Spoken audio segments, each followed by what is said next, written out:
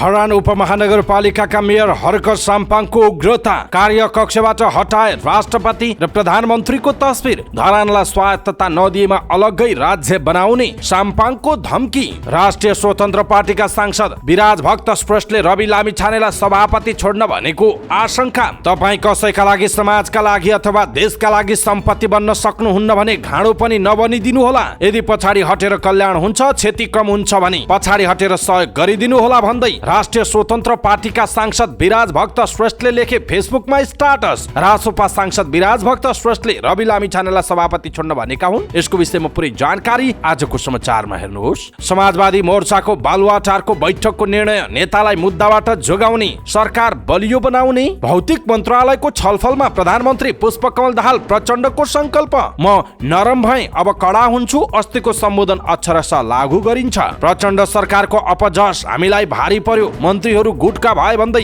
कांग्रेसको बैठकमा केन्द्रीय सदस्यहरूले उठाए आवाज। प्रधानमन्त्रीले मन्त्री हेरफेर गर्न चाहे कांग्रेस बाधक नबन्ने। नेपाली कांग्रेसको केन्द्रीय समितिको बैठकको लाइभ काटियो। लाइभ नगरिएको कांग्रेसको बैठकमा के भयो छलफल, यसको विषयमा पुरै जानकारी आजको समाचारमा हेर्नुहोस्। एनसेलको शेयर खरिद बिक्री प्रकरणमा समितिको प्रतिवेदन आएपछि सरकारले आवश्यक निर्णय लिने सञ्चार तथा सूचना प्रविधि मन्त्री रेखा शर्माको जिकिर। प्रधानमन्त्री कार्यालयका 68 दरबन्दी कटौती गरियो। गहुँको न्यूनतम समर्थन मूल्य प्रति क्विन्टल 36,050 रुपैयाँ निर्धारण गर्ने नेपाल सरकारको निर्णय। पशुपति क्षेत्र विकास कोषको कार्यकारी निर्देशकमा नियुक्त लक्ष्मी पुनको योग्यतामाथि उठ्यो प्रश्न। पशुपति क्षेत्र विकास कोषको कार्यकारी निर्देशक नियुक्तिको कागजात 3 दिनभित्र पेश गर्न संसदीय समितिको निर्देशन। घर जग्गा कारोबारमा रहेको हदबन्दीको समस्या सम्बोधनतर्फ प्रयत्नरत रहेको भूमि व्यवस्था, सहकारी तथा गरिबी निवारण मन्त्री रञ्जिता श्रेष्ठको भनाई। भूपरिवेष्टित नेपालको वैदेशिक व्यापार चुनौतीपूर्ण रहेको परराष्ट्र मन्त्री एनपी साउदको जिकिर।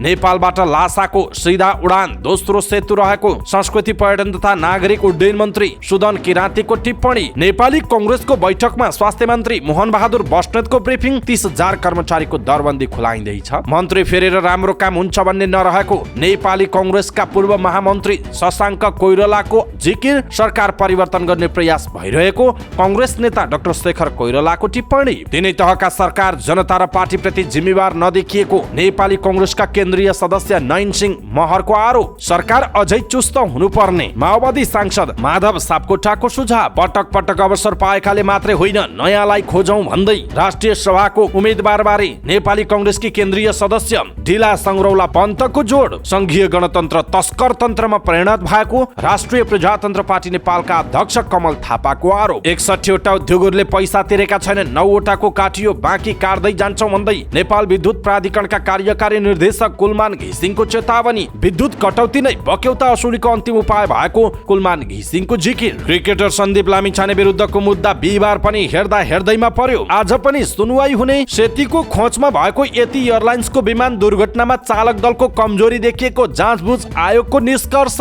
फुकुट कर्णाली भारतलाई दिने निर्णय कार्यान्वयन नगर्न सर्वोच्चले दियो अल्पकालीन अन्तरिम आदेश। विभिन्न किसिमका हिंसाहरूबाट बच्नका लागि किशोरीहरूलाई विराटनगरमा आत्मरक्षा सम्बन्धी प्रशिक्षण दिन थालियो। स्रोत नखुलेको 19,90,000 सहित हुण्डी कारोबारी पक्राउ परे। सिटिभिटीको सदस्य सचिवमा महेश भट्टराई नियुक्त। श्रीमती हत्याको आरोपमा पोखराबाट एक युवक पक्राउ परे। गुल्मीका विभिन्न ठाउँमा चोरी गरेको आरोपमा एकै पटक 12 जनालाई प्रहरीले गर्यो पक्राउ। सर्लाहीमा मिठोब्याज पीडित र प्रहरी बीच झडप। मूर्तिकार तथा नेपाल ललित कला प्रज्ञा प्रतिष्ठानका पूर्व उपकुलपति ठाकुर प्रसाद मैनालीद्वारा लिखित तथा संकलित पुस्तकहरू कलाका कुरा, मेरो कामना र सृजना र विवेचना विमोचन। नेपाल राष्ट्र बैंकका गभर्नर महाप्रसाद अधिकारीको योग्यतामा प्रश्न उठाउँदै सर्वोच्च अदालतमा रिट दर्ता। सुनको भाउले बनायो नयाँ रेकर्ड, तोलाको 1,22,000 रुपैयाँमा कारोबार। नेप्से 1.93 अङ्कले घट्यो। 7 कम्पनीको कारोबारमा लाग्यो सर्किट। नेप्सेसँगै कारोबार गर्दा पनि उत्पादन तथा होटलमा लगानीकर्ताको आकर्षण बढ्यो। चालु आर्थिक वर्षको पुँजीगत खर्च बढाउन सरकारलाई निजी क्षेत्रले दियो सुझाव। रुसमा हिउँ जमेको नदीलाई विमानस्थल सम्झिएर पाइलटले जहाज अवतरण गराए। 2024 को चुनाव अगाडि भारतीय विपक्षी दलका नेता राहुल गान्धीले 6,500 किलोमिटर यात्रा गर्ने। गाजामा प्यालेस्टाइनीको मृत्यु हुने संख्या 21,000 नाग्यो। इजरायली ड्रोन आक्रमणबाट उत्तरी वेस्ट बैंकमा 6 प्यालेस्टाइनीको मृत्यु। प्रधानमन्त्री कप महिला क्रिकेटमा एपीएफको पहिलो क्वालिफायर पक्का, प्लेअफ खेल्ने टोलीको टुङ्गो लाग्यो। विभागीय क्लब एपीएफको अपराजित यात्रा कायमै। कर्णाली प्रदेशसँग बागमती विजयी र समाचार पार्टी हेल्थ टिप्स अन्तर्गत आज हामी मानसिक रोग विशेषज्ञ प्राध्यापक डाक्टर सरोज ओझाले दिएको हेल्थ टिप्स, खास गरी दिउँसोमा सुत्ने बानी छ भने स्वास्थ्यमा हुने हानि के हुन सक्छ भन्ने विषयवस्तुमा हामी हेल्थ टिप्स प्रस्तुत गर्छौं। हामीलाई अन्तिमसम्म हेर्नुहोला। दर्शक महानुभाव नमस्कार। समाचार पार्टी .com को न्यूज बुलेटिनमा यहाँलाई हार्दिक स्वागत छ। म प्रहलाद चन्द्र घिमिरे। आज मिति विक्रमसम्म 2080 साल पुसको 13 गते शुक्रबार, स्पेससम्म सन् 2023 डिसेम्बर 29 तारिक। आज पुस कृष्ण द्वितीया। सदाको चाहिँ आज पनि हामी उपस्थित भएका छौँ आजका मुख्य समाचार, ब्रेकिङ न्यूज अपडेट लगायत तपाईँलाई काम लाग्ने हेर्नै पर्ने महत्त्वपूर्ण समाचारहरू लिएर। हाम्रो मेहनतका लागि यो भिडियोमा एउटा लाइक अवश्य गर्नुहोला। दर्शक महानुभाव, पलपलको न्यूज अपडेट हेर्नका लागि हाम्रो च्यानललाई तपाईले अहिलेसम्म सब्स्क्राइब गर्नुभएको छैन भने कृपया सब्स्क्राइब गर्नुहोस् अनि नजिकै आउने बेल आइकनलाई क्लिक गर्नुहोला। दैनिक रूपमा हेर्नुहुन्छ भने रेगुलर भनेर लेख्नुहोला। आज पहिलोचोटि हो भने फर्स्ट टाइम भनेर लेखिदिनु होला। देशभित्र हुनुहुन्छ भने आफू रहेको गाउँठाउँ सहर जिल्लाको नाम लेख्नुहोला। विदेशमा हुनुहुन्छ भने कुन देशबाट हामीलाई हेरिरहनु भएको छ त्यो कुरा तलको कमेन्ट बक्समा कमेन्ट गर्नुहोला। आउनुहोस् दर्शक महानुभाव, आजका मुख्य समाचार सुरु गरौँ। धरान उपमहानगरपालिकाका मेयर हर्क साम्पाङले आफ्नो कार्यकक्षबाट राष्ट्रपति र प्रधानमन्त्रीको तस्बिर हटाएको अनि धरानलाई स्वायत्ता नदिई अलग्गै राज्य बनाउने धम्की दिएको प्रसङ्गबाट। धरान उपमहानगरपालिकाका मेयर हर्क साम्पाङ उग्रताको सीमा नाग्दै अगाडि बढ्नु भएको छ। धरानलाई स्वतन्त्र राज्य बनाउने धम्की दिनुभएका उहाँले आफ्नो कार्यकक्षबाट राष्ट्रपति र प्रधानमन्त्रीको तस्बिर हटाइदिनु भएको छ। उहाँले सामाजिक सञ्जालमा स्टाटस लेख्दै यसबारे पूर्व घोषणा नै गर्नुभएको थियो। त्यस्तै बमोजिम उहाँले राष्ट्रपति र प्रधानमन्त्रीको फोटो हटाउँदै किराँती राजा यलम्बरको फोटो टाङ्नु भएको छ। मेयर साम्पाङले सामाजिक सञ्जालमा लेख्नु भएको थियो, भोलि म राष्ट्रपति र प्रधानमन्त्रीको फोटो हटाएर यलम्बरको फोटो राख्दैछु। जुन दिन केन्द्रले धरानलाई महत्त्व दिन्छ त्यो दिन पुनः उनीहरूको फोटो टाँच्ने छु, जय देश भनेर उहाँले लेख्नु भएको छ। केही दिन अघि साम्पाङले विवादित स्टाटस लेख्दै धरानलाई स्वतन्त्र राज्य बनाउने धम्की समेत दिनुभएको थियो। उहाँले लेख्नु भएको थियो, धरानलाई कि त विकास देऊ नत्र स्वायत्तता देऊ। स्वायत्तता दिए तिमीहरूको केही चाहिँदैन, हामीलाई स्वतन्त्र राज्य बनाउन नपरोस् विचार चङ्गे भनेर लेख्नु भएको थियो। मेयर साम्पाङले राज्यका निकायहरूलाई ठाडो चुनौती दिने मात्र होइन, आफूमाथि प्रश्न उठाउनेलाई धाक धम्की दिने गर्नुभएको छ। तर अहिलेसम्म उहाँका आपत्तिजनक अभिव्यक्तिलाई लिएर राज्यको कुनै पनि निकायले उहाँलाई सामान्य स्पष्टीकरण समेत सोधेको छैन। हिजो नै उहाँले उग्रता प्रकट गर्दै लेख्नु भएको थियो, जनजाति होइन मूलवासी भन नत्र भेट्लास। 3 दिन अघि साम्पाङले लेखेको स्टाटस छ, विकासको केन्द्र बिन्दुमा धरानलाई पारिन्न भने सरकारलाई मानिरहनुपर्छ भन्ने केही छैन उहाँको भनाइरहेको छ। दर्शक महानुभाव, धरान उपमहानगरपालिकाका मेयर हर्क साम्पाङको यो प्रवृत्ति र उहाँको भनाइप्रति तपाईँको धारणा के छ? आफ्नो धारणा तलको कमेन्ट बक्समा कमेन्ट गर्नुहोला। यसैबीच राष्ट्रिय स्वतन्त्र पार्टी रासोपाका सभापति रवि लामिछानेले सहकारी संस्थाले रकम अपचलन गरेको प्रकरणमा आफ्नो संलग्नता अस्वीकार गर्नुभएको छ। उहाँले आफूमाथि लगाइएको आरोपको प्रतिवाद गर्दै बिहिबार पनि स्पष्टीकरण दिनुभयो। शुभचिन्तकहरूलाई भ्रम नपरोस् भनेर लेखेको उल्लेख गर्दै लामिछानेले लेख्नु भएको छ, सार्वजनिक सुनवाई मार्फत जनताको कठघरामा उभिँदैछु। उहाँ विरुद्ध तारन्तार समाचार आइरहँदा र उहाँले त्यसको प्रतिवाद गरिरहँदा रासोपाको संसदीय दलका उपनेता विराज भक्त श्रेष्ठले सामाजिक सञ्जालमा गरेको एउटा पोस्ट निकै चर्चामा छ। उहाँले लेख्नु भएको छ, यदि तपाईँ कसैका लागि, समाजका लागि अथवा देशका लागि सम्पत्ति बन्न सक्नुहुन्न भने घाँडो पनि नबनिदिनुहोला। यदि पछाडि हटेर कल्याण हुन्छ, क्षति कम हुन्छ भने पछाडि हटेर सहयोग गरिदिनुहोला। फेसबुक र एक्समा आएको उहाँको त्यो आग्रह र अपेक्षा सभापति रवि लामिछानेप्रति लक्षित रहेको आकलन गरिएको छ। नेपाली कङ्ग्रेसका सांसद राजेन्द्र बजुगाईले बिहिबार सामाजिक सञ्जालमा यस्तै आशयको पोस्ट गर्नुभयो। हिजो माननीय विराज भक्त श्रेष्ठको एउटा गुम्सिएको ट्विट पढेँ। उहाँले इङ्गित गर्दै बिग्रँदै गएको छविले आफ्नो निज स्वार्थ स्थगन गरेर मार्ग प्रशस्त गर भनिएको थियो। बजुगाईले आफ्नो पोस्टमा नयाँ उदाएको पार्टीले मेरो पार्टी नेपाली कङ्ग्रेसलाई निकै गाली गरेर त्यति कलिलो उमेरमै यति धेरै सिट जितेको भन्दै सुरुमै लेख्नु भएको छ। अब आफ्नो घरभित्रको भ्रष्टाचार गुटसँगै निकै निर्मम र आक्रामक ढङ्गले उपरोक्त पार्टीको विषयमा कङ्ग्रेसले प्रतिकार गर्नुपर्नेछ। सांसद श्रेष्ठको पोस्टमा प्रतिक्रिया जनाएका अन्य केहीले पनि त्यो सभापति रवि लामिछानेप्रति लक्षित रहेको ठानेको पाइन्छ। स्वयं सांसद श्रेष्ठ विभिन्न चर्चा र अनुमानबारे मौन हुनुहुन्थ्यो। उहाँले आफ्नो पोस्टको आशय त्यो अनुमान र चर्चाभन्दा फरक रहेको बताउनुभयो। होइन त्यो त्यतातिर लक्षित नै होइन उहाँले भन्नुभएको छ। सभापति रवि लामिछाने यसअघि नागरिकता र पासपोर्ट विवादमा पर्नु भएको थियो। सर्वोच्च अदालतले सांसद पद खारेज गरिदिएपछि उहाँले गृहमन्त्री तथा उपप्रधानमन्त्रीको पद पनि गुमाउनु परेको थियो। उहाँले फेरि नेपाली नागरिकता कायम गराउनुभयो। रिक्त रहेको चितवन क्षेत्र नम्बर 2 मा भएको उपनिर्वाचनमा उहाँ फेरि निर्वाचित भएर प्रतिनिधि सभामा सांसद बन्न सफल हुनुभएको छ। कतिपयले उहाँ एकपछि अर्को गम्भीर प्रकृतिका विवादमा जोडिने गरेको भन्दै उक्त दलका तुलनात्मक रूपमा विवादमुक्त र विषय विज्ञ नेताहरूका निम्ति लामिछाने अस्वीकार्य भन्ने आकलन गरेको पाइएको छ। त्यही पृष्ठभूमि वा त्यस्तो अपेक्षा राख्नेहरूलाई सांसद श्रेष्ठको पोस्टले थप बल दिएको ठानिएको छ। मेरो विगत हेर्नुभयो भने थाहा हुन्छ, म स्पष्टै भन्न सक्ने मान्छे हो, घुमाउरो पाराले कुरा गर्ने मान्छे होइन। उहाँले भन्नुभयो, मैले त नेपालमा आफूले पनि काम नगर्ने, अरूलाई पनि गर्न नदिएर भाँजो हाल्ने प्रवृत्तिलाई लक्षित गरेर नैतिक प्रश्न उठाएको हुँ, उहाँको भनाइ छ। उहाँले बाहिर चर्चा गरिए जस्तो आफ्नो पोस्टले पार्टीमा कुनै आशंका वा अविश्वास उत्पन्न नगरेको दावी गर्नुभयो। सभापति रवि लामिछानेसँग बुधबार पनि कुरा भएको र अन्य नेता तथा कार्यकर्ताहरू लामिछाने मुछिएको प्रकरणका साथै आफ्नो पोस्टबारे स्पष्ट रहेको उहाँले बताउनु भएको छ। यसअघिका दुई विवादमा सभापति लामिछानेसँग व्यक्तिगत रूपमा सम्बन्धित थिए। सहकारी संस्थाले गरेको आर्थिक अपचलन सर्वसाधारणसँग जोडिएको छ। देशका विभिन्न ठाउँमा विभिन्न सङ्घ संस्थाहरूबाट पीडितहरू कतै आन्दोलनमा छन् त कतै हारगुहार गरिरहेको देखिन्छन्। त्यसैले यसपटक सभापति लामिछानेको नाम जोडिँदा त्यसले उहाँको पार्टीलाई पनि धक्का पुग्न सक्ने कतिपयको ठम्म्याइ पाइन्छ। तर सांसद विराज भक्त श्रेष्ठले भन्नु, हामीले बचाउ गर्न खोजेको होइन, तर कानुन बमोजिम गर्नुपर्ने कुरामा खाली चरित्र हत्या गर्ने ढङ्गले पनि जानु भएन, उहाँको भनाइ छ। पार्टी बैठकहरूमा सभापति लामिछानेले आफ्नो कुनै संलग्नता नभएको र कानुन अनुसार हुने काममा सहयोग गर्ने भन्दै धन्दा नमान्न आफूहरूलाई भनेको पनि सांसद श्रेष्ठले सुनाउनु भयो। सहकारीको विषय एकदमै छाडा भयो। धेरै मान्छे ठगी, अर्थ मन्त्रालय वा राष्ट्र ब्याङ्कले हेर्नु पर्यो भनेर संसद र संसदीय समितिमा पटक पटक कुरा उठाएका छौँ। सांसद श्रेष्ठले भन्नु, यसबारे सबैभन्दा निर्मम ढङ्गले कुरा उठाउने नै हामी हौँ, उहाँको भनाइ छ। लामिछानेको एक्लो प्रभावमा पार्टी बनेकाले अन्य नेताले उहाँको आलोचना गर्न सक्दैनन् भन्ने बुझाइ पनि एउटा वृत्तमा पाइन्छ। त्यसरी हेऱ्यो भने नेपाली राजनीति र समाजलाई अन्याय हुन्छ, सांसद श्रेष्ठले भन्नुभएको छ। यो उपलब्धिमा उहाँको सबैभन्दा ठुलो योगदान छ, तर त्यो चाहना नेपाली जनताकै हो, उहाँको भनाइरहेको छ। दर्शक महानुभाव, खास गरी राष्ट्रिय स्वतन्त्र पार्टीका नेता विराज भक्त श्रेष्ठले रवि लामिछानेलाई सभापति छोड्न भनेका हुन् त भन्ने यो प्रश्नहरू अहिले सामाजिक सञ्जालहरूमा उठिरहेको छ। खास गरी उहाँले लेखेको एउटा स्टाटसको कारण यो बहस अहिले चर्चाको विषय बनेको छ। यसप्रति तपाईँको धारणा के छ? आफ्नो धारणा तलको कमेन्ट बक्समा कमेन्ट गर्नुहोला। समाजवादी मोर्चाको बालुवाटार बैठकले मोर्चामा आबद्ध दलका शीर्ष नेताहरूलाई जसरी पनि पक्राउ पर्नबाट जोगाउने निर्णय गरेको छ। बैठकका निर्णय सुनाउँदै एकीकृत समाजवादीका नेता राजेन्द्र पाण्डेले मोर्चाको संयोजकमा नेता माधव कुमार नेपाललाई निरन्तरता दिने, मोर्चाका जिल्ला सङ्गठन बनाउने अनि सरकारलाई बलियो बनाउने र अदालतमा रहेका मुद्दाबारे विभिन्न चरणमा सरकारसँग भएका राजनीतिक सहमतिबारे जानकारी गराउने निर्णय भएको उहाँले बताउनुभयो। उहाँका अनुसार मोर्चाले एकीकृत समाजवादीका अध्यक्ष माधव कुमार नेपाललाई संयोजकमा निरन्तरता दिने निर्णय गरेको जनाइएको छ। मोर्चाको अहिलेसम्म देशका 47 जिल्लामा कमिटी गठन भएका छन्। पुष मसान्तभित्र सबै जिल्लामा कमिटी विस्तारको निर्णय भएको छ, उहाँले भन्नुभएको छ।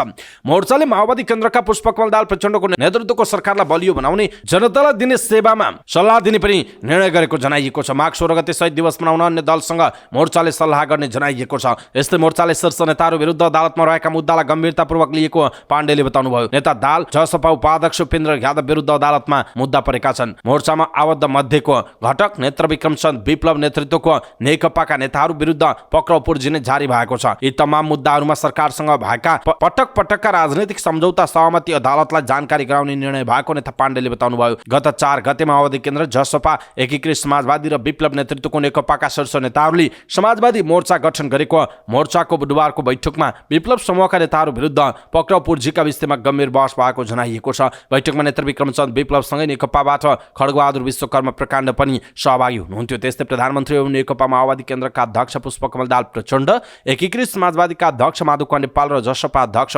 उपेन्द्र यादव लगायत सहभागी रहनु भएको थियो। यसैबीच प्रधानमन्त्री पुष्पकमल दाहाल प्रचण्डले गत मङ्गलबार राष्ट्रका नाममा गरिएको सम्बोधन सरकारको आगामी वर्षको मार्गचित्र भएको बताउँदै अक्षरशः लागू गरिने प्रतिबद्धता व्यक्त गर्नुभएको छ। प्रधानमन्त्री कार्यालयमा भौतिक पूर्वाधार तथा यातायात मन्त्रालयसँगको छलफलमा उहाँले अब कामका आधारमा मूल्याङ्कन हुने बताउनुभयो। उहाँले भन्नु, म अलि उदार भएँ, मन्त्रालयलाई मैले अलि उदार छोडिदिएँ र काम कम भयो कि भन्ने समीक्षामा पनि छु। पहिला तपाईँहरूले यो कुरा आत्मसात गर्नुहोला। मैले अस्ति सम्बोधनमा जे कुरा भनेको छु त्यो राम्रोसँग हेर्नुहोला, नियमित अपडेट हुनुहोला। आज नै हामी प्रधानमन्त्री कार्यालयको पुनर्संरचना गर्दैछौँ, अरू काम पनि क्रमशः अगाडि बढ्छन्, सम्बोधन अक्षरशः पालना गरिन्छ, उहाँको भनाइ छ। उहाँले मन्त्रालयले राम्रो काम गरेनन् भने सरकार र प्रधानमन्त्रीलाई आरोप आउने भएकाले सचेत भएर काम गर्न निर्देशन दिनुभयो। उहाँले भन्नु, नीति कार्यक्रम र बजेट निर्माणको प्रक्रियामा गुणात्मक परिवर्तन गर्दैछौँ। योजना आयोग र अर्थ मन्त्रालयले पनि यो कुरा राम्रोसँग मनन गर्नुहोला। हाम्रो जिम्मेवारी राष्ट्र बनाउनु छ, जनताको आशा बचाउन पनि हामीले गम्भीर रूपमा काम गर्नुपर्छ। यतातर्फ गम्भीरतापूर्वक सोच्नुहोला। हामीले काम गर्न सक्दैनौँ भने ठाउँ ओगटिरहनु जरुरी छैन, यसमा प्रश्न हुनुहोला, उहाँको भनाइरहेको छ।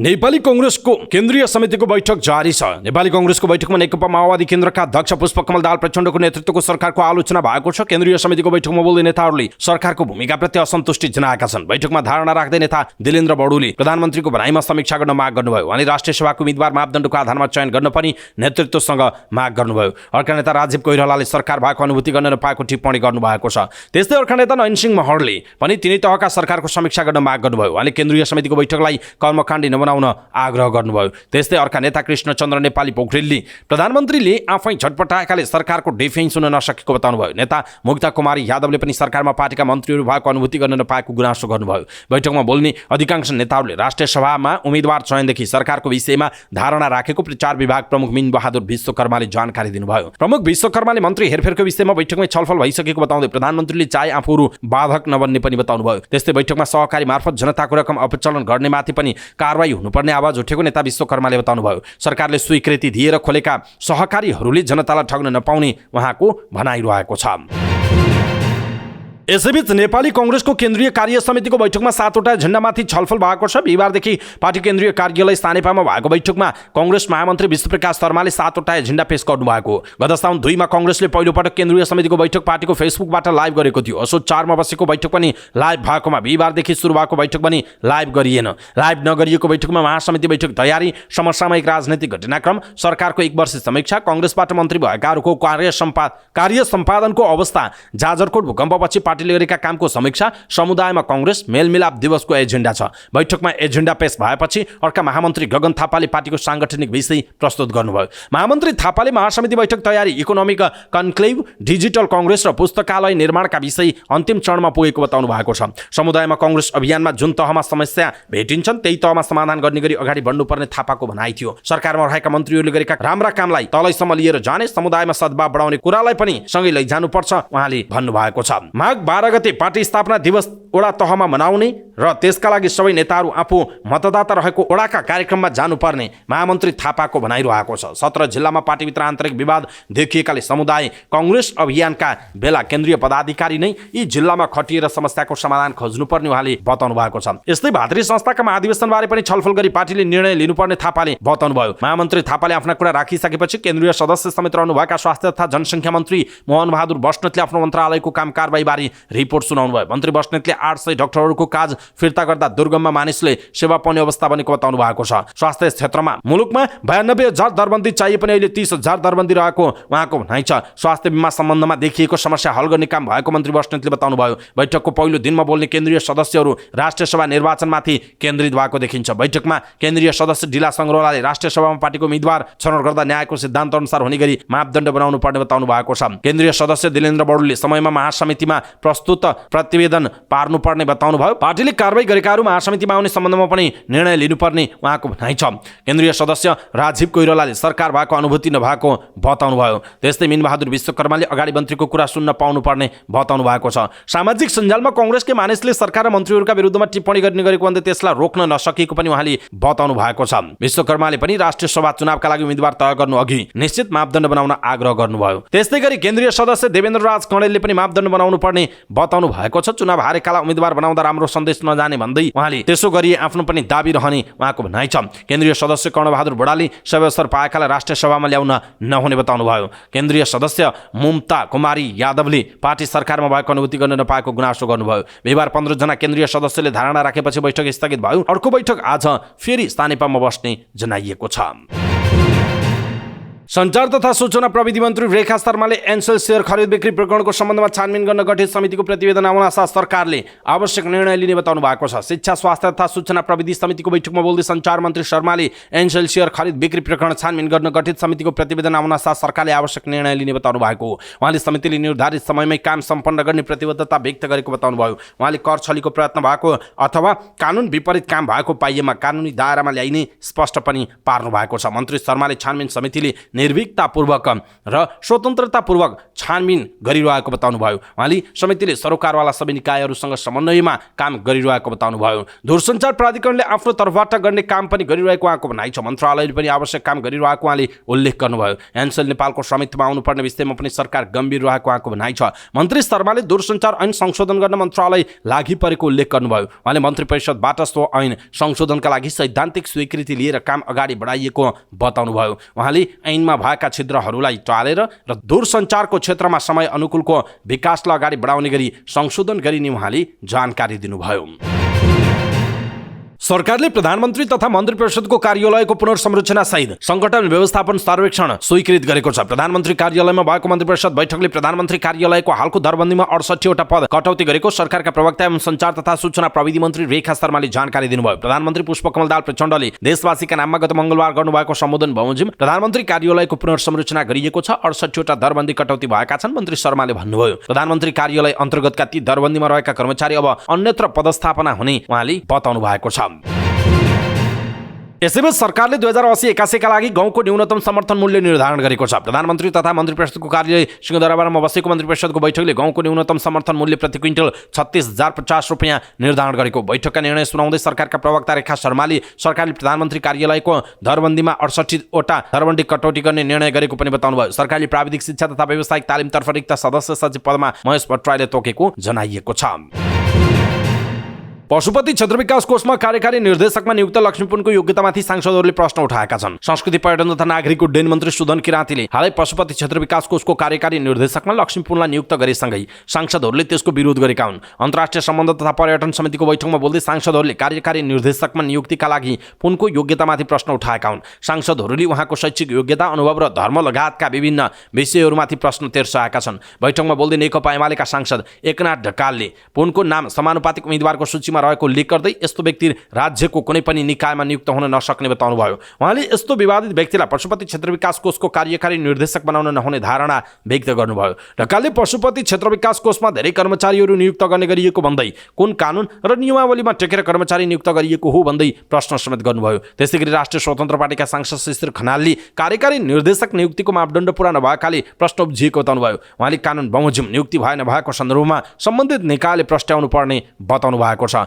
नेपाल मजदुर किसान पार्टीका सांसद प्रेम सुवालले पशुपति क्षेत्र विकास कोषको कार्यकारी निर्देशकमा सत्तारूढ नेकपा माओवादी केन्द्रको केन्द्रीय सदस्यलाई नियुक्त गरिएको भन्दै आफ्नो कार्यकर्ता नैतिक रूपले राख्न नमिल्ने बताउनुभयो। उहाँले सो नियुक्तिमा योग्यताको समेत ख्याल नगरिएको बताउनु भएको छ। राष्ट्रिय प्रजातन्त्र पार्टीका सांसद धवल शमशेर जवराले लक्ष्मीपुन क्रिस्चियन धर्मावलम्बी भएको प्रचार रहेको उल्लेख गर्दै यदि सो कुरा सत्य भएमा राज्यले हिन्दू धर्मावलम्बी प्रति अन्याय र अपराध गरेको ठहर्ने बताउनुभयो। उहाँले पुनको धर्म र शैक्षिक योग्यतामाथि छानबिन गर्नुपर्ने माग गर्नुभएको छ। त्यस्तै नेकपा माओवादी केन्द्रकै सांसद छिरिङ लामा तामाङले पशुपति क्षेत्र विकास कोषको कार्यकारी निर्देशकमा नियुक्त लक्ष्मीपुनमाथिको आक्रमण, महिला जनजाति र कर्णाली भेगमाथि भएको प्रहार भएको बताउनुभयो। पुनको योग्यतामाथि प्रश्न उठाएर दुर्व्यवहार र अपमान गरिएको भन्दै उहाँले आपत्ति प्रकट गर्नुभयो। उहाँले पुन क्रिस्चियन धर्मावलम्बी भएको प्रचार गरिएको भन्दै त्यसको विरोध गर्नुभयो। पुन हिन्दू धर्मावलम्बी भएको उहाँको भनाइ छ। पशुपति क्षेत्र विकास कोषका सदस्य सचिव राजु कुमार खत्रीले पुनको शैक्षिक योग्यता स्नातकोत्तर उत्तीर्ण रहेको बताउनुभयो। 15 वर्ष अनुभव बन्ने विभिन्न मिडिया एफएमहरूमा काम गरेको देखिएको उहाँको भनाइ छ। सांसदहरूले पशुपति क्षेत्र विकास कोषका अन्य विभिन्न गतिविधिहरूमा पनि प्रश्न उठाएका थिए।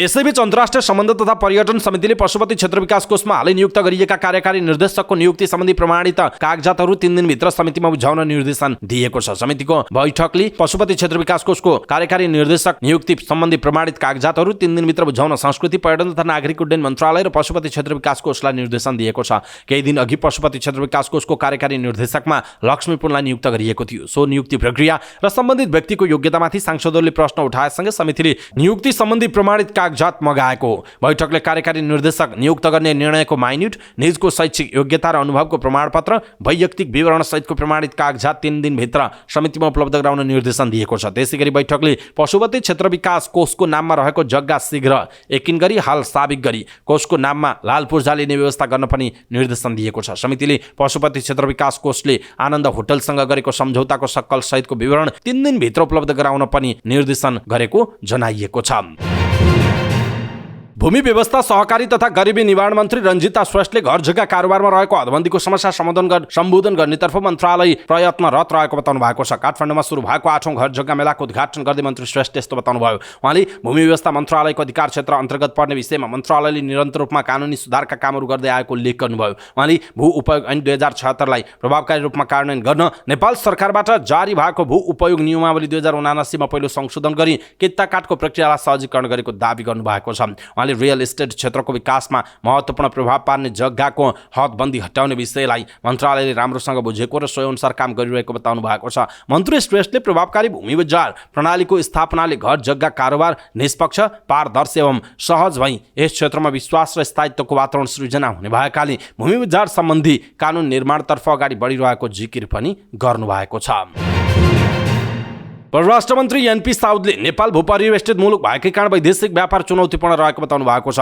नीति अनुसन्धान प्रतिष्ठानद्वारा आयोजित बिमस्टेकको भावी कार्यदिशा विषयक संवाद कार्यक्रममा बोल्दै उहाँले नेपाल भूपरिवेष्टित भएकै कारण वैदेशिक व्यापार चुनौतीपूर्ण रहेको भन्दै चुनौतीहरूको सामना गर्न क्षेत्रीय सङ्गठनभित्रको अर्थपूर्ण आबद्धताले सहयोग पुग्ने बताउनुभयो। उहाँले भूपरिवेष्टित मुलुक भएका कारण वैदेशिक व्यापारसँग सम्बन्धित नेपालका विशिष्ट चुनौती छन् र अल्पविकसित मुलुक भएको कारण आर्थिक विकाससँग सम्बन्धित अनेकौं चुनौतीहरू हामीले सामना गरिरहेका छौं। यी चुनौतीहरूको सामना गर्न क्षेत्रीय सङ्गठनभित्रको अर्थपूर्ण आबद्धता हाम्रा लागि सहयोगी हुने कुरामा दुई मत छैन, उहाँको भनाइ छ। उहाँले बिमस्टेकलाई थप सुदृढ एवं संस्थागत गर्ने सिलसिलामा बिमस्टेक क्षेत्र अन्तर्गत सहयोग र सहकार्यलाई थप प्रभावकारी बनाउन बिमस्टेक एपीजी गठन भएको उहाँले बताउनुभयो। बिमस्टेकको भावी कार्यदिशा तथा प्राथमिकताहरू निर्धारण गर्ने कार्य नेपालका लागि एक महत्त्वपूर्ण अवसर रहेको भन्दै उहाँले आफ्नो मुलुक सदस्य रहेको सङ्गठनलाई कस्तो बनाउने र उक्त सङ्गठनमा कसरी अधिकतम लाभ लिन सकिन्छ भन्ने विषयमा छलफल हुनु आवश्यक रहेको उहाँको भनाइरहेको छ। संस्कृति पर्यटन तथा नागरिक उड्डयन मन्त्री सुदन किराँतीले चीन र नेपालको सम्बन्धमा नेपाल लासा सिधा हवाई उडान दोस्रो सेतुको रूपमा स्थापित भएको बताउनु भएको छ। हिमालयन एयरलाइन्सको काठमाडौँ लासा उडानको उद्घाटन गर्दै मन्त्री किराँतीले अरनिको राजमार्गलाई चीनसँगको सम्बन्धको पहिलो सेतु भएको बताउनुभयो। सन् 1965 मा निर्माण सम्पन्न भएको अरनिको राजमार्गले उत्तरतर्फको ढोका खोल्यो र व्यापारको आकार पनि बढ्यो। त्यसैले अरनिको राजमार्गलाई चीनसँगको सम्बन्धको पहिलो सेतु मानिन्छ। मन्त्री किराँतीले भन्नुभयो, अब दोस्रो प्रमुख सेतु हुनेछ नेपालबाट तिब्बतमा हुने सोझो हवाई उडान। तिब्बतको लासामा प्रतिवर्ष लगभग 1 करोड पर्यटकहरू घुम्न आउने गर्छन्, जसमध्ये ठूलो संख्या चिनिया बौद्ध धर्मावलम्बीहरूको हुने गर्छ, जसको 25% चिनिया पर्यटक मात्र नेपाल भित्राउन सकियो भने अर्थतन्त्रमा ठूलो टेवा पुग्नेछ, उहाँको भनाइ छ। नेपाल र चीन बीचको सम्बन्धमा केही ऐतिहासिक व्यक्तिले कोसेढुङ्गाको काम गरेको उहाँको भनाइ छ। 5औं शताब्दीमा बुद्ध भद्रले बुद्ध सूत्रको अनुवाद गर्दै चीनमा बुद्ध धर्मको प्रचार गर्ने काम गरेको उल्लेख गर्दै उहाँले चीन नीतिप्रति नेपाल प्रतिबद्ध रहेको उल्लेख गर्नुभयो। कोमनिङ, बेइजिङ, साङ्घाई, क्विङडाओ, चोङक्विङ, कोनमिङ पछि लासामा समेत गरेर 6 गन्तव्यमा उडान हुन थालेको जनाइएको छ। यससँगै लासामा उडान गर्ने पहिलो विदेशी कम्पनीको रूपमा हिमालयन एयरलाइन्स रहेको छ। स्वास्थ्य तथा जनसङ्ख्या मन्त्री मोहन बहादुर बस्नेतले स्वास्थ्य क्षेत्र सुधारका लागि कानुनी जटिलतादेखि कर्मचारीको अभाव भएको ब्रिफिङ गर्नुभएको छ। नेपाली कांग्रेसको केन्द्रीय समितिको बैठकमा आफ्नो 1 वर्ष रिपोर्ट कार्ड बुझाउँदै उहाँले कर्मचारी व्यवस्थापनको प्रयास भइरहेको बताउनुभयो। उहाँले भन्नुभयो, अहिले 92,000 कर्मचारीको दरबन्दी आवश्यक छ, त्यसमा अहिले 30,000 दरबन्दी खुलाउने प्रयास हुँदैछ। उहाँले 800 काज फिर्ता गराएर दुर्गम भेगमा खटाउने तयारी भएको बताउनुभयो। यस्तै स्वास्थ्य बीमा कार्यक्रमलाई प्रभावकारी बनाएर लागू गराउने विषयमा काम गरिरहेको मन्त्री बस्नेतले बताउनुभयो। बैठकमा कांग्रेसबाट प्रचण्ड सरकारमा रहेका 9 मध्ये मन्त्री बस्नेतले आफ्नो प्रगति बैठकलाई राख्नुभयो। अन्य 8 मन्त्रीले आजको बैठकमा आफ्नो रिपोर्ट कार्ड प्रस्तुत गर्ने जनाइएको छ।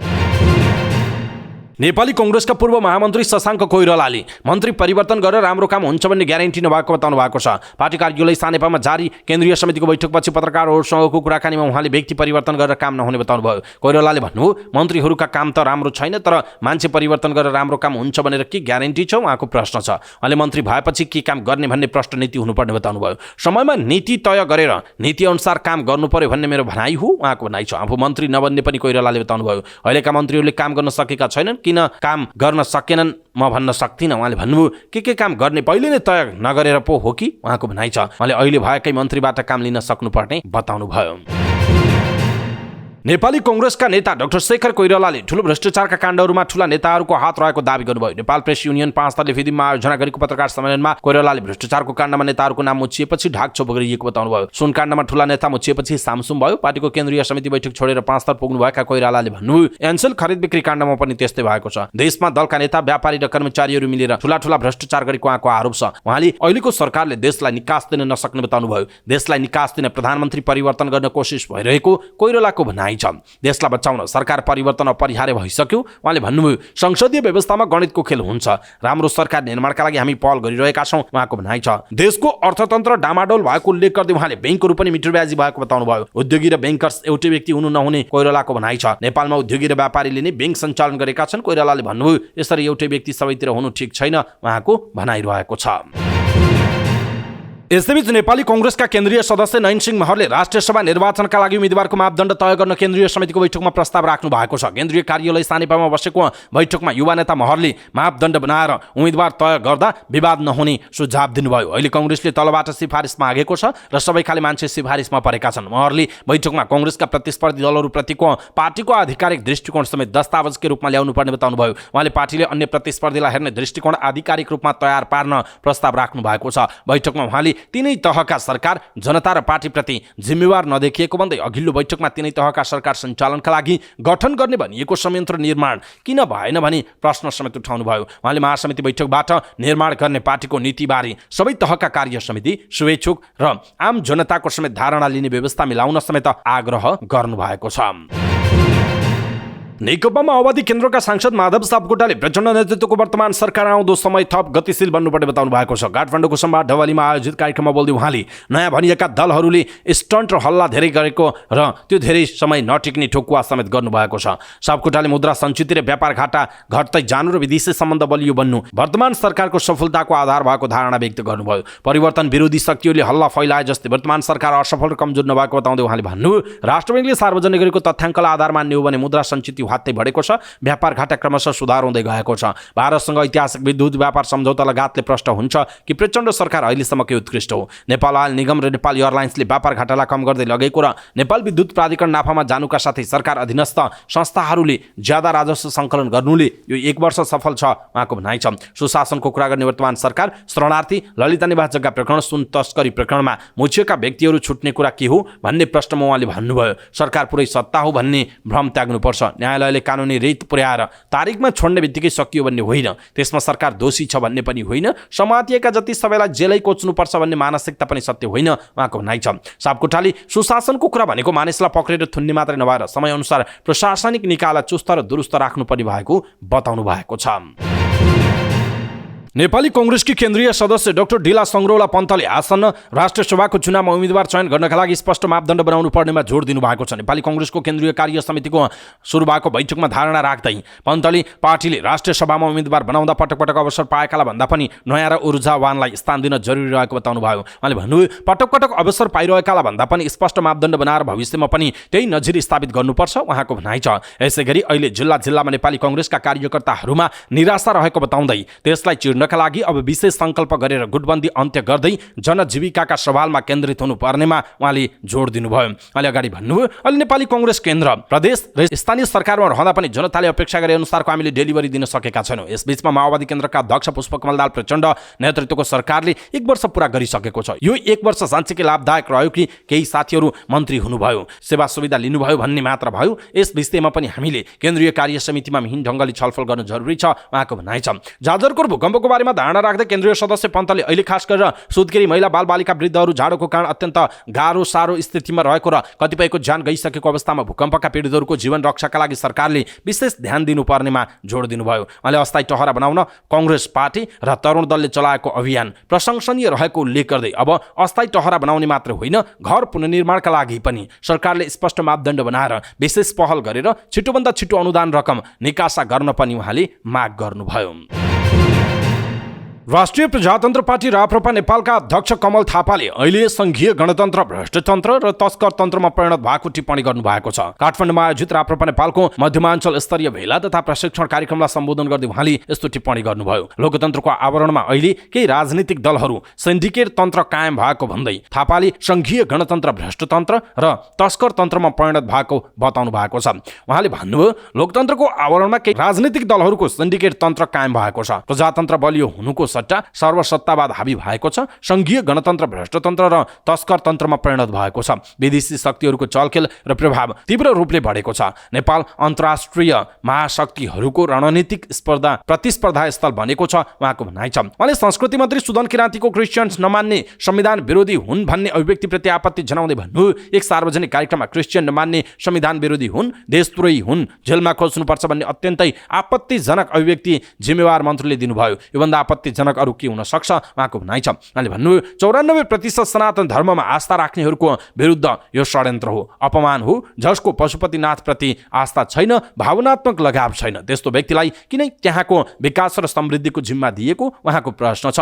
अध्यक्ष थापाले सनातन धर्म संस्कृति र परम्परामाथि योजनाबद्ध र सङ्गठित रूपले आक्रमण भइरहेको टिप्पणी पनि गर्नुभयो। धर्म परिवर्तनको डढेलोले देशलाई तहस नहस पारिरहेको उहाँको भनाइरहेको छ। उहाँले भन्नुभयो हाम्रो सनातन धर्म संस्कृति र परम्परामाथि योजनाबद्ध र सङ्गठित रूपले आक्रमण हुँदैछ। धर्म परिवर्तनको डढेलोले देशलाई तहस नहस पारिरहेको छ। सामाजिक सांस्कृतिक सद्भाव र एकता खलबलिएको अवस्था छ।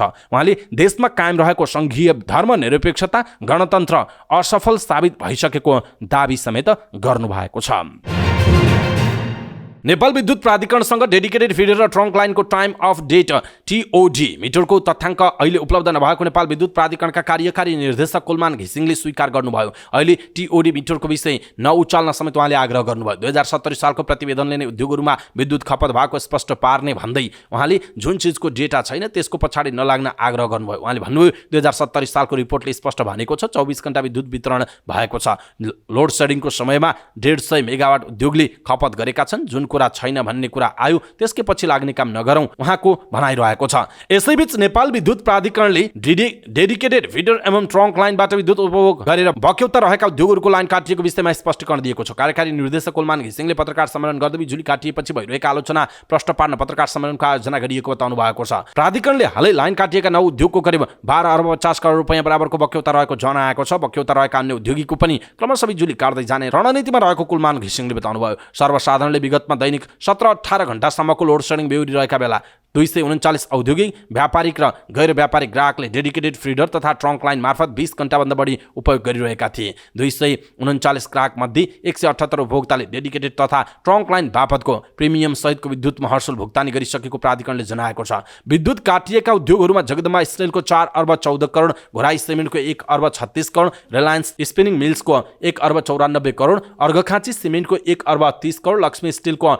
94 करोड 10 लाख, सर्वोत्तम सिमेन्टको 68 करोड 90 लाख, अशोक स्टिलको 74 करोड 50 लाख, सोनापुर मिनरल्स एन्ड आयलको 61 करोड 20 लाख र त्रिवेणी स्पिनिङ मिल्सको 86 करोड 90 लाख रुपैयाँ बक्यौता बाँकी रहेको छ। डेडिकेटेड तथा ट्रङ्क लाइनबाट विद्युत उपभोग गरेको कुल 61 वटा उपभोक्ताहरूको 2080 मक्सिर मसान्तसम्म कुल 22 अर्ब 24 करोड बक्यौता रहेको प्राधिकरणको भनाइ छ। प्राधिकरणले 2076 चैत 5 गते विराटनगरबाट केही उद्योगहरूको विद्युत लाइन विच्छेद थालेपछि तत्कालीन मन्त्री परिषदको 2076 पुस 21 गतिको निर्णय बमोजिम ऊर्जा, जलस्रोत तथा सिंचाई, अर्थ, उद्योग मन्त्री र सोही मन्त्रालयका सचिवको बैठकले कोरोना महामारीको कारण देखाउँदै थप निर्णय नहुन्जेल विद्युत लाइन नकाट्ने निर्णय गरेको थियो।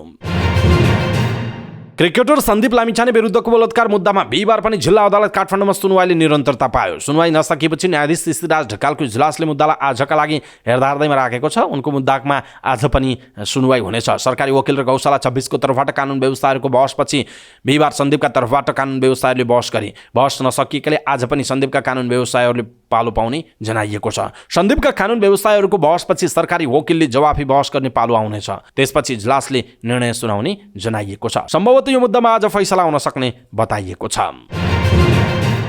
पोखराको सेती खोजमा भएको यति एयरको विमान दुर्घटनामा चालक दलको कमजोरी रहेको दुर्घटना जाँचबुझ आयोगले निष्कर्ष निकालेको छ। गत वर्षको माघ 1 गते पोखरामा भएको यति एयरलाइन्सको जाँच दुर्घटनामा मानवीय कारणले भएको निष्कर्ष सहित आयोगले बिहिबार आफ्नो अन्तिम प्रतिवेदन सरकारलाई बुझायो। पूर्व सचिव नागेन्द्र प्रसाद घिमिरेको संयोजकत्वमा बनेको जाँचबुझ आयोगले 8 महिना 3 दिन लगाएर तयार पारेको प्रतिवेदन संस्कृति, पर्यटन तथा नागरिक उड्डयन मन्त्री सुदन किराँतीलाई हस्तान्तरण गरेको छ। पोखरामा भएको यति एयरलाइन्सको जाँच दुर्घटनामा चालक दलका 4 सदस्य सहित 68 जना यात्रु सहित 72 जनाकै ज्यान गएको थियो। प्रतिवेदन बुझाउँदै आयोगका सदस्य सचिव बुद्धिसागर लामिछानेले जानेर वा नजानेर पाइलटका कारण जहाज फेदरिङ भएको र सोही कारण जहाज दुर्घटनामा परेको निष्कर्ष दुर्घटना जाँच आयोगको रहेको बताउनुभयो। अहिले दुर्घटना हुनुको कारणमा जहाजका दुवै इन्जिनका प्रोपेलरहरू फेदरमा गएको देखिएको र त्यस अवस्थामा जहाज अगाडि बढ्न नसक्ने भएका कारण जहाज भुइँमा झरेको बताउनुभयो। यसो हुनुमा मानवीय कारण दोषी मानिएको आयोगको ठहर रहेको उहाँले बताउनुभयो। प्रतिवेदन बुझ्दै मन्त्री किराँतीले आयोगले दिएको सुझाव कडाइका साथ कार्यान्वयन गर्न मातहतका निकायलाई निर्देशन दिनुभयो। उक्त विमान दुर्घटना नेपाली आन्तरिक हवाई उडानको सबैभन्दा विनाशकारी दुर्घटना भएको उहाँले बताउनुभयो।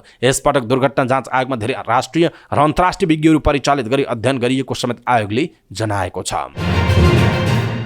राष्ट्रिय गौरवको कालीकोट स्थित फुकोट कर्णाली अर्ध जलाशययुक्त जलविद्युत आयोजना भारतीय कम्पनीलाई दिने निर्णय तत्काल कार्यान्वयन नगर्न सर्वोच्च अदालतले अल्पकालीन अन्तरिम आदेश जारी गरेको छ। कालीकोटको राजकोट नगरपालिका 8 को यशोदा कुमारी बराल र राजकोटकै अजय बहादुर शाहीले संयुक्त रूपमा दायर गरेको रिटमाथि प्रारम्भिक सुनवाई गर्दै अदालतले पुसको 22 गतेसम्मका लागि अल्पकालीन अन्तरिम आदेश दिएको। विपक्षलाई पनि सुनवाईमा सहभागी गराएर अन्तरिम आदेश दिने र नदिने बारे छलफल गर्न अल्पकालीन आदेश प्राप्त भएको रिट निवेदक यशोदा बरालले जानकारी दिनुभयो। न्यायाधीश तिलप्रसाद श्रेष्ठको एकल इजलासले यस्तो आदेश दिएको। रिटमा नेपाल सरकार प्रधानमन्त्री तथा मन्त्री परिषदको कार्यालय, ऊर्जा जलस्रोत तथा सिंचाई मन्त्रालय, अर्थ मन्त्रालय, वन तथा वातावरण मन्त्रालय, विद्युत विकास विभाग, नेपाल विद्युत प्राधिकरण, विद्युत उत्पादन company limited, Phukot Karnali hydro power प्रोजेक्टको कार्यालय तथा लगायत 10 वटा सरकारी कार्यालयलाई विपक्षी बनाइएको छ। प्रधानमन्त्री पुष्पकमल दाहाल प्रचण्डको पछिल्लो भारत भ्रमणका क्रममा राष्ट्रिय गौरवको फुकोट कर्णाली आयोजना भारतीय कम्पनीलाई निर्माण गर्न दिने समझदारी पत्रमा हस्ताक्षर भएको थियो। चैतमा फुकोट कर्णाली अर्ध जलाशययुक्त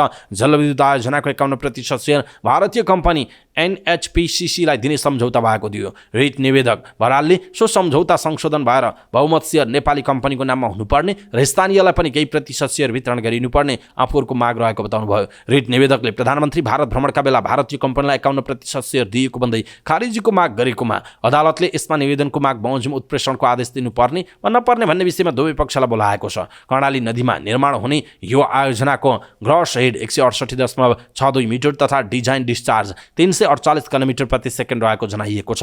आयोजना निर्माण सम्पन्न भई सञ्चालनमा आएपछि सुख्याममा दैनिक 6 घण्टा पूर्ण क्षमतामा विद्युत उत्पादन गर्न सकिने बताइएको छ। आयोजनाबाट उत्पादित विद्युत 400 केभी डबल सर्किट प्रसारण लाइन मार्फत नेपालको राष्ट्रिय प्रसारण लाइनमा जोडिनेछ। सरकारी स्वामित्वमा रहेको विद्युत उत्पादन कम्पनीले सुरुमा थालनी गरेको फुकोट अर्ध जलाशययुक्त जलविद्युत आयोजनाबाट 480 मेगावाट विद्युत उत्पादन हुने बताइएको छ। यसको 13 किलोमिटर सुरुङ खनेर 5 वर्षमा 92 अर्बको खर्चमा विद्युत उत्पादन गर्न सकिने आर्थिक प्रतिवेदनमा उल्लेख गरिएको छ।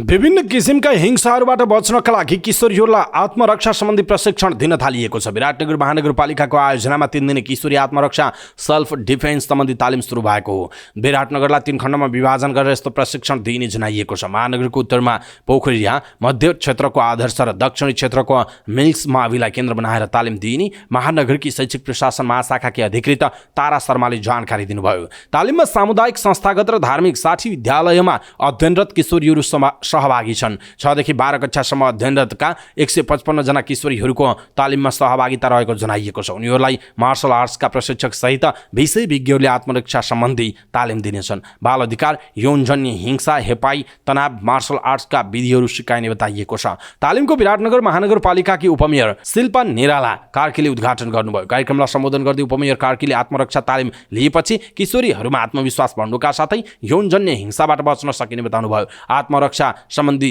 जानकारी भएमा आफूलाई परिआएका बेला त्यसलाई प्रयोगमा ल्याउन सकिने उहाँको भनाइरहेको छ। प्रहरीले स्रोत नखुलेको 19,090 लाख रुपैयाँ सहित एकजनालाई पक्राउ गरेको छ। विराटनगर महानगरपालिका 6 केशलिया मार्गमा 49 वर्षीय सुरेन्द्र प्रसाद शाहलाई प्रहरीले पक्राउ गरेको। सुनसरीको देवानगञ्ज गाउँपालिका 5 का उनी हुण्डी कारोबारमा संलग्न रहेको व्यक्ति भएको प्रहरीले जनाएको छ। जिल्ला प्रहरी कार्यालय मोरङबाट खटिएको प्रहरीको टोलीले विशेष सूचनाको आधारमा शाहलाई विराटनगर केशलिया मार्गबाट पक्राउ गरेको हो। मोरङ प्रहरीका प्रवक्ता प्रहरी नायब उपरीक्षक रञ्जन कुमार दाहालका अनुसार शाहलाई बरामद गरिएको नगद र उनले प्रयोग गरेको मोटरसाइकल सहित आवश्यक कारबाहीका लागि राजस्व अनुसन्धान कार्यालय इटहरी सुनसरी पठाइएको बताइएको छ। अवैध हुण्डी कारोबारलाई नियन्त्रण गर्न जिल्ला प्रहरी कार्यालय मोरङले त्यसमा संलग्न कारोबारीहरूको सूक्ष्म अनुसन्धान गरी पक्राउ गर्न विशेष अपरेसन सञ्चालन गरेको जनाएको छ। यस क्रममा गत कार्तिक 14 गते 16 वर्षीय बालकलाई नगद 21,87,000 रकम सहित पक्राउ गरिएको थियो। उनलाई हुण्डी कारोबारीहरूले प्रयोग गरेको पाइएको थियो। त्यसैगरी यसअघि विराटनगर 15 सुडी बस्ती बस्ने धर्मानन्द शाहलाई 4,75,000 सहित पक्राउ गरिएको थियो भने विराटनगर 15 का रञ्जित कुमार शाहलाई 9,20,000 सहित पक्राउ गरिएको जनाइएको छ। प्राविधिक शिक्षा तथा व्यावसायिक तालिम परिषद सिटिभिटीको सदस्य सचिवमा महेश भट्टराई नियुक्त हुनुभएको छ। प्रधानमन्त्री तथा मन्त्री परिषदको कार्यालय सिंहदरबारमा बसेको मन्त्री परिषदको बैठकले सिटिभिटीमा निमित्त सदस्य सचिवको जिम्मेवारीमा रहनुभएका भट्टराईलाई सदस्य सचिव नियुक्त गरेको। सिटिभिटीको सदस्य सचिव नियुक्तिका लागि राष्ट्रिय योजना आयोगका सदस्य रमेश चन्द्र पौडेलको संयोजकत्वमा रहेको सिफारिस समितिले गत मक्सिर 25 गते भट्टराईसँगै टेकबहादुर मल्ल र विनोद बडालको नाम शिक्षा विज्ञान तथा प्रविधि मन्त्रालय मार्फत मन्त्री परिषद बैठकमा सिफारिस गरेको थियो। सिफारिस भएका 3 जना मध्ये सदस्य सचिवका लागि भट्टराईलाई उपयुक्त ठानेर मन्त्री परिषद बैठकले सदस्य सचिव नियुक्त गरेको। गत असोजमा रिक्त सदस्य सचिव पदमा नियुक्तिका लागि आयोगका सदस्य पौडेलको संयोजकत्वमा 3 सदस्यीय सिफारिस समिति गठन भएको थियो। समितिले आवेदन माग गरेकोमा 8 जनाको नाम छोटो सूची सर्ट लिस्टमा पार्दै मक्सिर 8 गते कार्ययोजना प्रस्तुतिकरण र अन्तर्वार्ता लिएको थियो। प्राविधिक शिक्षा तथा व्यावसायिक तालिम परिषद नियमावली 2051 मा परिषदमा कार्यरत वरिष्ठ कर्मचारीलाई निमित्त सदस्य सचिव दिने व्यवस्था अनुसार नै भट्टराईले 2 महिनादेखि नै निमित्त सदस्य सचिवको जिम्मेवारी सम्हाल्दै आउनु भएको थियो। प्रतिस्पर्धामा रहेका मध्ये बलिया दावेदारका रूपमा रहनुभएका निमित्त सदस्य सचिव भट्टराई विगत 12 वर्षदेखि सहसचिव सरहको जिम्मेवारीमा रहेर परिषदमा काम गर्दै आएको जनाइएको छ। प्राविधिकतर्फ इन्जिनियर भट्टराई प्रतिस्पर्धामा रहेका 8 जना मध्ये सबैभन्दा वरिष्ठ कर्मचारी पनि रहेको जनाइएको छ। पोखरामा श्रीमतीको हत्या गरेको आरोपमा एक युवकलाई प्रहरीले पक्राउ गरेको छ। पक्राउ परेमा म्याग्दीको धौलागिरी गाउँपालिका साथ ताकम घर भई हाल पोखरा बस्दै आएका 36 वर्षीय रत्नबहादुर घरती छन्। घरतीले बिहिबार दिउँसो आफ्नो श्रीमती 29 वर्षीय रेखा घरतीको हत्या गरेको प्रहरीले दाबी गरेको छ। जिल्ला प्रहरी कार्यालयका सूचना अधिकारी डीएसपी श्रवण कुमार विकका अनुसार घरतीले श्रीमतीको घाँटी थिचेर हत्या गरेको प्रारम्भिक अनुसन्धानबाट खुलेको छ। उनलाई नियन्त्रणमा लिएर तब अनुसन्धान प्रक्रिया अगाडि बढाइएको छ, डीएसपी विकले बताउनुभयो। गुल्मीका विभिन्न ठाउँमा चोरी गरेको आरोपमा एकैपटक 12 जनालाई प्रहरीले पक्राउ गरेर सार्वजनिक गरेको छ। चोरीको आरोपमा पक्राउ परेका 12 जनालाई जिल्ला प्रहरी कार्यालय गुल्मीले सार्वजनिक गरेको। ग्रामीण भेगमा विभिन्न गाउँमा चोरीका घटनाहरू भएको भन्दै नागरिकहरू त्रसित भएका थिए, तर चोरी गर्नेहरू पत्ता लागेका थिएनन्। तर पछिल्लो समय जिल्ला प्रहरी कार्यालय गुल्मीले गाउँ गाउँमा चोरी गर्ने अभियुक्तहरूलाई पक्राउ गर्न सफल भएको छ। पक्राउ परेका 12 जनालाई जिल्ला प्रहरी कार्यालय गुल्मीमा राखेर अनुसन्धान भइरहेको प्रहरी उपरीक्षक नवीन किशोर प्रधानले बताउनुभयो। चोरी आरोपमा पक्राउ परेकाहरू सबैलाई चोरी तथा ढाका सम्बन्धी कसुर चोरी शीर्षकमा मुद्दा दर्ता गरी गुल्मी अदालतबाट म्याथप गरी अनुसन्धान भएर सरकारी वकिल कार्यालय मार्फत गुल्मी अदालतमा पेश गरिएको जनाइएको छ।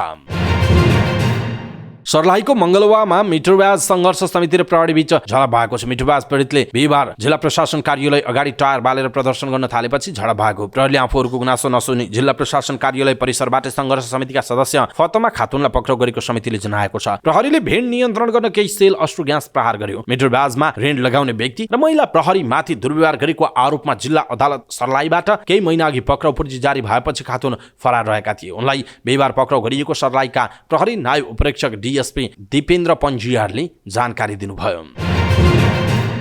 मूर्तिकार तथा नेपाल ललित कला प्रज्ञा प्रतिष्ठानका पूर्व उपकुलपति ठाकुर प्रसाद मैनालीद्वारा लिखित तथा सङ्कलित पुस्तकहरू कलाका कुरा, मेरो कामना र सृजना र विवेचना विमोचित भएको छ। नेपाल ललित कला प्रज्ञा प्रतिष्ठान मूर्तिकला विभाग र आरम्भ नेपाली समसामयिक मूर्तिकारहरूको समूहको संयुक्त आयोजनामा काठमाडौँमा आयोजित एक कार्यक्रममा ती कृतिहरू सार्वजनिक गरिएको हो। प्रतिष्ठानका कुलपति नारदमणि हरतम छाली, उपकुलपति लालकाजी लामा, सदस्य सचिव देवेन्द्र कुमार काफले थुम्केली, प्राज्ञ रमेश खनाल, ज्ञानेन्द्र विवश लगायतले कृति सार्वजनिक गरेको जनाइएको छ। प्रतिष्ठानका प्राज्ञ सभा सदस्य नरेन्द्र प्रसाद भण्डारीले मैनाली नेपाली आधुनिक मूर्तिकला क्षेत्रका विशिष्ट प्रतिभा भएको बताउनुभयो। प्राज्ञ ज्ञानेन्द्र विवशले मैनाली समग्र नेपाली कलाको दस्तावेज भएको बताउँदै उहाँको कृतित्वलाई कलाकार विद्यार्थीले सन्दर्भ सामग्रीको रूपमा लिने भनाइराख्नुभयो। कार्यक्रममा बोल्दै प्रतिष्ठानका कुलपति हरतम छालीले सम्पदा भएको भन्दै उहाँबाट नयाँ पुस्ताले धेरै कुरा सिक्दै जानुपर्ने बताउनुभयो। मूर्तिकला विभाग प्रमुख दिनेश्वर महतोले सार्वजनिक पुस्तकहरू वास्तविक कला इतिहासका दस्तावेज भएको पनि बताउनुभयो।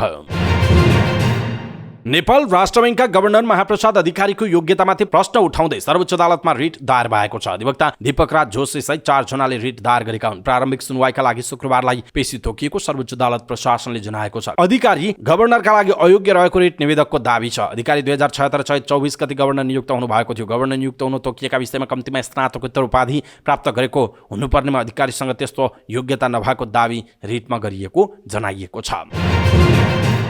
सुनको भाउले नयाँ रेकर्ड कायम गरेको छ। बिहिबार सुनको भाउ तोलाको 1,22,000 रुपियाँमा कायम भएको नेपाल सुनचाँदी व्यवसाय महासंघले जनाएको छ। सुन तोलाको बुधबार 1,20,700 रुपियाँमा कारोबार भएको थियो। बिहिबार तोलामा 1,300 रुपियाँ बढेको हो। त्यस्तै चाँदीको भाउ पनि बिहिबार तोलामा 15 रुपियाँले बढेको छ। बुधबार तोलाको 1,475 रुपियाँमा कारोबार भएको चाँदीको भाउ बिहिबार 1,490 रुपियाँ तोकिएको जनाइएको छ।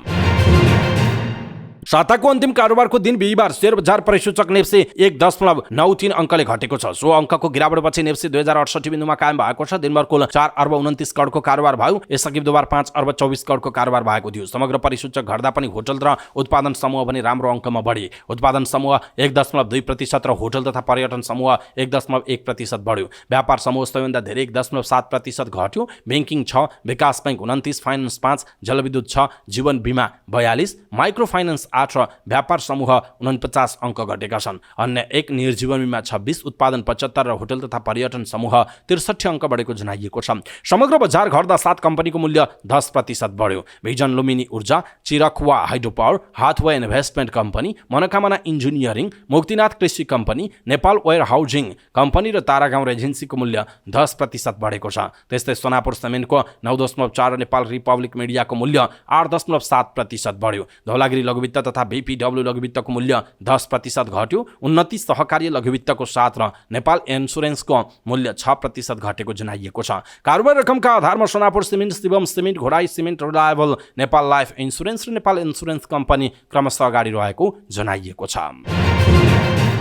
निजी क्षेत्रले सरकारले चालु आर्थिक वर्षको पुँजीगत खर्च बढाउनु पर्नेमा जोड दिएका छन्। काठमाडौँमा सुरु भएको 8औं घर जग्गा मेलाको उद्घाटन कार्यक्रममा बोल्दै निजी क्षेत्रले सरकारले चालु खर्चलाई बढाउनु पर्नेमा जोड दिएको कार्यक्रममा बोल्दै नेपाल उद्योग परिसङ्घका अध्यक्ष राजेश अग्रवालले चालु आर्थिक वर्षको 5 महिना पूरा हुँदा पुँजीगत खर्चको अवस्था ज्यादै न्यून रहेको बताउनुभयो। उहाँले यस अवधिमा 15% पनि पुँजीगत खर्च नभएको जिकिर गर्दै सरकारले अर्थतन्त्रलाई प्रभावकारी रूपमा चलायमान बनाउन, विकास निर्माणलाई तीव्रता दिँदै समग्र आर्थिक विकासका लागि पुँजीगत खर्च बढाउनु पर्ने आवश्यकता रहेको बताउनुभयो। उहाँले बजेटको प्रभावकारी कार्यान्वयनलाई उच्च प्राथमिकतामा राख्नुपर्ने आवश्यकता रहेको बताउनु भएको छ। कार्यक्रममा बोल्दै नेपाल चेम्बर अफ कमर्सका अध्यक्ष राजेन्द्र मल्लले घर जग्गा कारोबारलाई चलायमान बनाउन सके अर्थतन्त्र सबल बन्ने बताउनुभयो। उहाँले घर जग्गा कारोबारलाई अझै व्यवस्थित गरी व्यवसायीहरूले खुल्ला रूपमा काम गर्ने वातावरण बनाउनु पर्नेमा जोड दिनुभयो। उहाँले नीति नियम निर्माणमा ढिलासुस्ती हुँदा कामहरू समयमै पाउन र पूरा हुन नसकेको उल्लेख गर्नुभयो। पुसको 12 गतेदेखि 15 गतेसम्म मेला सञ्चालन हुनेछ। मेला बिहान 10 बजेदेखि बेलुका 6 बजेसम्म सञ्चालन हुनेछ भने मेलामा फर्निचर, विद्युतीय सामग्री, सिमेन्ट, सजावटका सामान, स्टिल, फर्निचर, सिसा, काठ, ढुङ्गा लगायतका निर्माण सामग्री प्रदर्शनमा राखिने जनाइएको छ। रुसका एक पाइलटले नदीमा जमेको हिउँमाथि जहाज अवतरण गराएका छन्। नदीको हिउँलाई विमानस्थल भनेर झुकिएपछि उनले त्यसरी अवतरण गरेको बीबीसीले उल्लेख गरेको छ। 30 यात्रु र 4 चालक दलका सदस्य भएको 34 यात्रु बोकेको जहाज रुसको सुदूरपूर्वको कोलिमा नदीमा अवतरण गरिएको हो। अवतरणमा कुनै यात्रुहरू घाइते भने नभएको बताइएको छ। बिहिबार बिहान भएको उक्त घटना विश्वभर चर्चाको विषय बनेको छ। रुसको सुदूरपूर्वको प्रान्त शाखा गणतन्त्रबाट श्रीलङ्काको लागि उडान गरेको एन्टोनोभ कम्पनीको जहाजको खराब अवतरणलाई लिएर अहिले अनुसन्धान पनि भइरहेको बताइएको छ। प्रारम्भिक अनुसन्धानमा पाइलटकै दोष भएको पाइएको छ।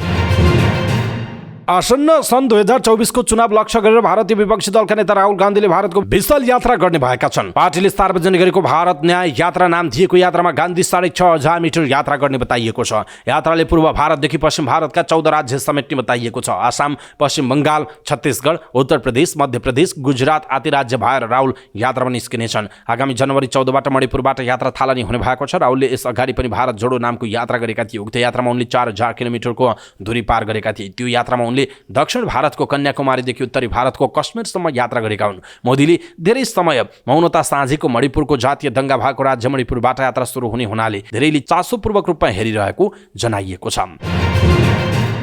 गाजापट्टीमा इजरायलको आक्रमणबाट प्यालेस्टाइनीहरूको मृत्यु हुनेको संख्या 21,000 नाघेको गाजा स्थित स्वास्थ्य मन्त्रालयले जनाएको छ। मन्त्रालयका प्रवक्ता अशरफ अल किद्राले पत्रकार सम्मेलनमा गाजापट्टीमा इजरायली आक्रमणबाट मृत्यु हुनेको संख्या 21,110 जनाको मृत्यु भएको र 55,243 घाइते भएको जानकारी दिनुभयो। अहिले पछिल्लो 24 घण्टामा इजरायली हमलाका कारण 195 जनाको ज्यान गएको र 325 जना घाइते भएको र अस्पतालमा भर्ना गरिएको बताउनुभयो। यसैबीच प्यालेस्टाइनका प्रधानमन्त्री मोहम्मद श्वेतेयाले बुधबार गाजापट्टीमा इजरायलको निरन्तर सैन्य कारबाही कारण नयाँ वर्षका सबै उत्सवहरू रद्द गर्ने घोषणा गरेको जनाइएको छ।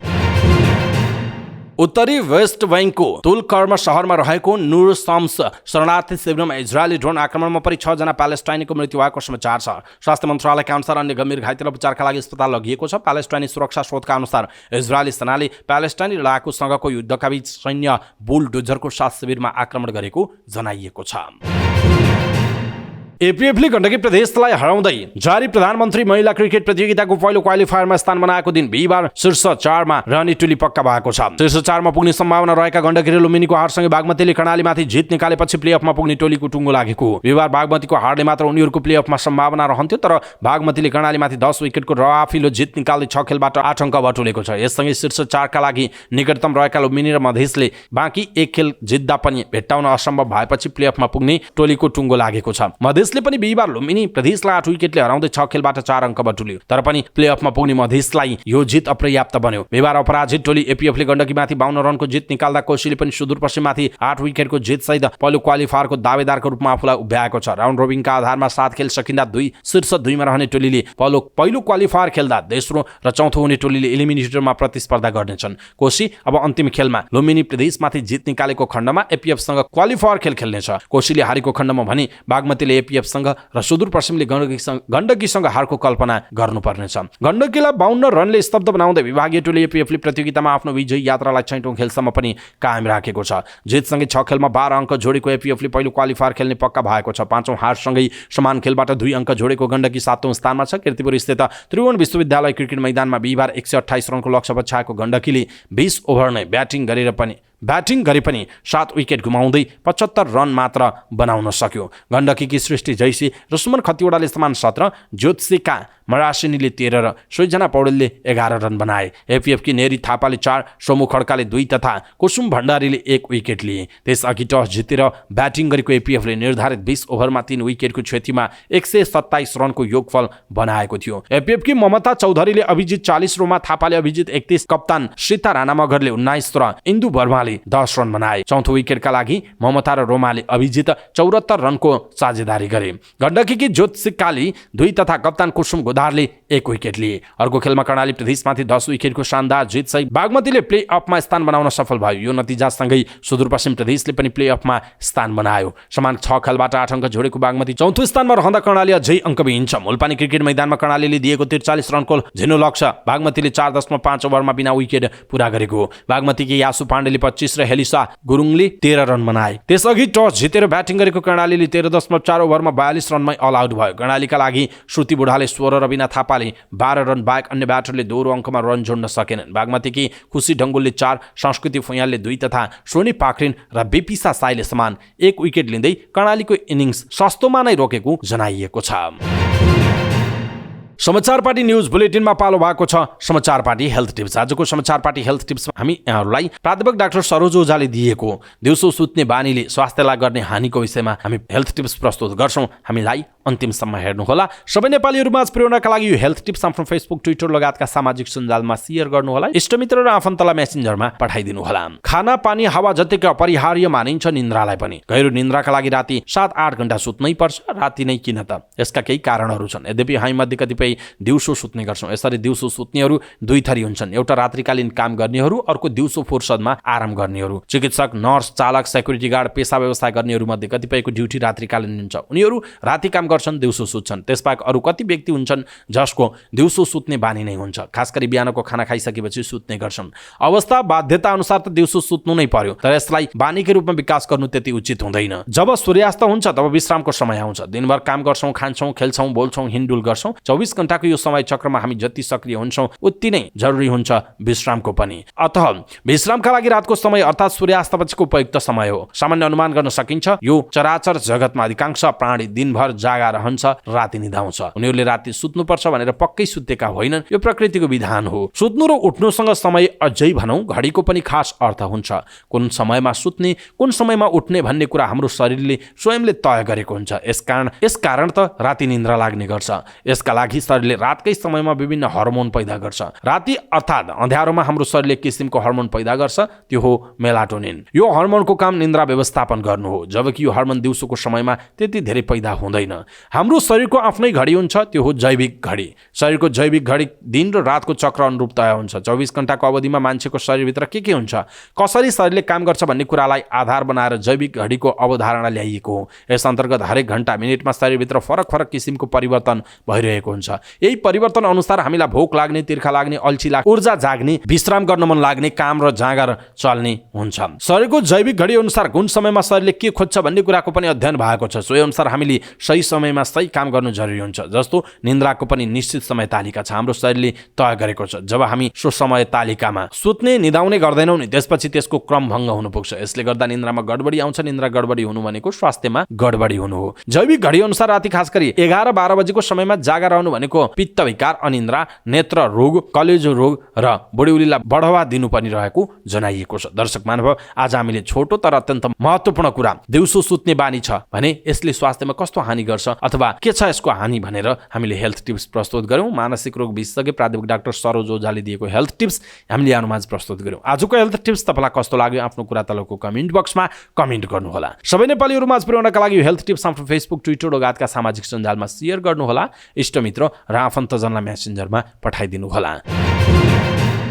अवस्था दर्शक महानुभाव, समाचारपाटी.com को न्यूज बुलेटिन अहिलेका लागि यति नै। हामीले प्रस्तुत गरेका यी समाचारहरूप्रति तपाईको धारणा के छ? आफ्नो धारणा तलको कमेन्ट बक्समा कमेन्ट गर्नुहोला। हाम्रो मेहनतका लागि यो भिडियोमा एउटा सानो लाइक अवश्य गर्नुहोला। दर्शक महानुभाव, पलपलको न्यूज अपडेट हेर्नका लागि हाम्रो च्यानललाई तपाईले अहिलेसम्म सब्स्क्राइब गर्नुभएको छैन भने कृपया सब्स्क्राइब गर्नुहोस् अनि नजिकै आउने बेल आइकनलाई क्लिक गर्नुहोला। समाचारपाटी.com को न्यूज बुलेटिन नेपाली समयअनुसार आज साँझ 6 बजे लिएर फेरि हामी उपस्थित हुनेछौँ। पलपलको न्यूज अपडेटका लागि समाचारपाटी.com हेर्दै गर्नुहोस्। नमस्कार।